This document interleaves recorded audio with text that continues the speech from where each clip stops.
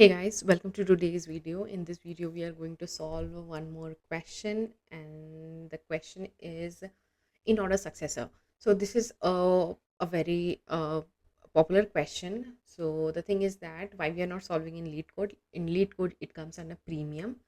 So I don't have the premium of lead code. So we are going to solve the same question in the Geek for Geeks. Okay. So let's understand this question first. So in this question, what it is saying, so given a BST reference node K in the BST, find the in order successor of the given node in BST. And if there is no successor, return -1. So let's first understand what is successor. Successor means in this case is the next element. Okay, so the next element in the BST. So when we do a in order, when we perform a in order in for a BST, we always get a sorted elements. Okay, so if you can see like the over here, so for in order means we need to visit the left node, then the root, and then the right. So it is always come in the sorted order. Okay, if you can see this also, so it you will always get in a sorted list. And so in the sorted list you need to return the next element. Okay, suppose so here if you see k is equal to 2, for this the next greater element is 3, the next successor is 3. Okay, now for k is equal to 8, so the next successor is 10 over here. Okay, so that's why the output is 10. Okay, so now thing is that you will say this is very easy. We can perform an in order traversal, and we can store that in a list, and we can get the next element, a next greater element. Yeah, that is very easy, but the thing is that there is always a constraint. So interviewer will ask you, can you do it without the extra space? So we don't have to take the extra space. Then what you can do about it?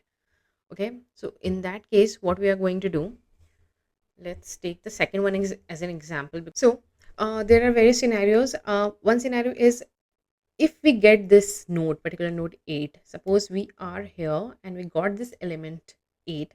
Now it can have a left child and the right set of child, right?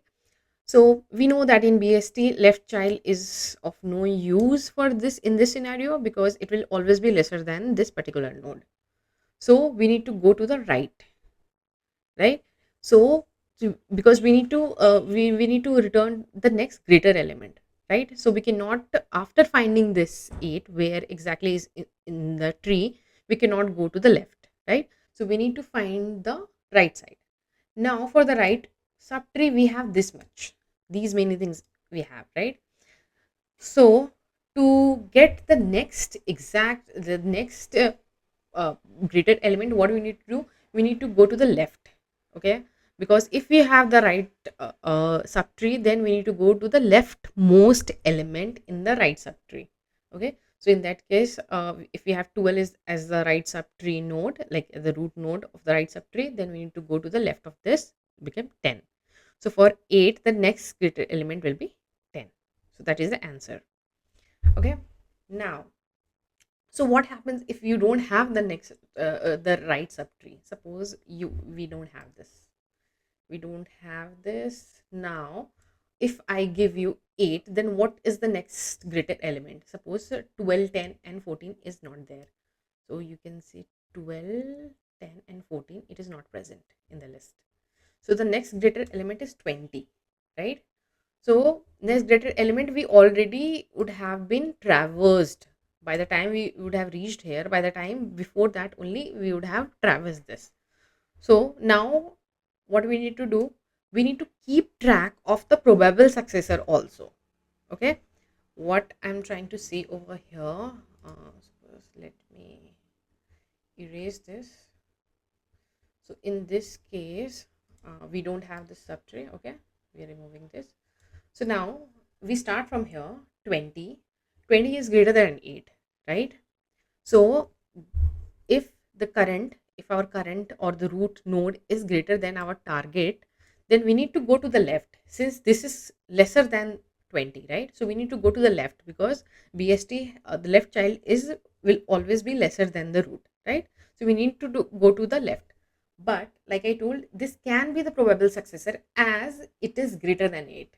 So anything is greater than 8, whether it is 220 or 22, it can be the probable successor, right? So we will save this. Okay. So we are going to save this 20 as a probable successor. Now we can come to the left. Okay. Uh, we can come to the left. Now we're going to check whether it is greater than, or if the target is equal to. Yeah, and if it is equal to, then we are going to move to the right. And if we move to the right, then there is no element in that, so we are going to return the successor whatever we had. So 20 will be the answer. Okay, hope you understood this. Okay, let's write the same thing in the code. So what we discussed, so we are going to create a node, okay, called current, and we'll initialize it to the root, and we are going to get the successor, and for now it should be -1. If we don't have anything, then we need to return -1. Okay, so we are initializing it to -1.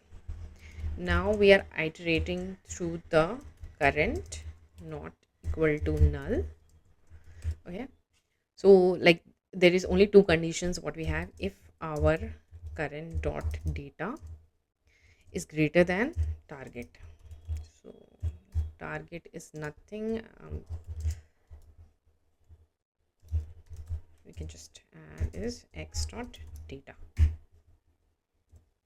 Okay, if it is greater than the target, then we can say that this can be the probable successor, right? So we are going to add this current dot data in the successor, and we are going to move to the left. Why left? Because our current data is greater than the target, so we need to move to the left so that we can get a lesser element. Else we are going to move to the current to current dot right, and end of the day, if we get the successor, it would have been assigned, otherwise we are going to return the same thing, return. Okay, so this is the same thing which we discussed. Let's try to compile this. So it got compiled. Let's try to submit this.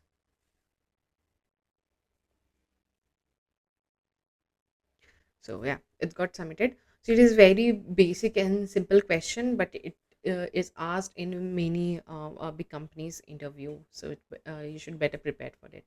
Hope you understood this question. See you in the next. Thank you.